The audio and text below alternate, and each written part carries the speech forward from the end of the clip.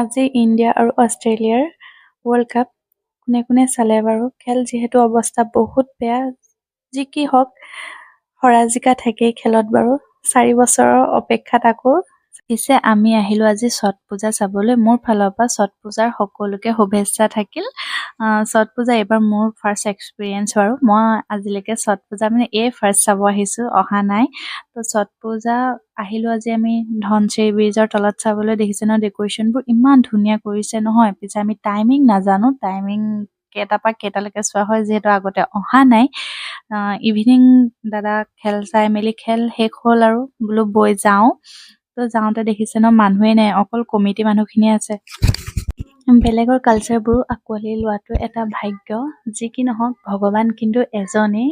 ভাবিলোঁ ওপৰৰ পৰাও এবাৰ ভিউটো দেখাই দিওঁ। চাওকচোন ইমান ধুনীয়া। তো আজিলৈ বাই বাই, আকৌ এটা মিনি ব্লগ লৈ লগ পাম।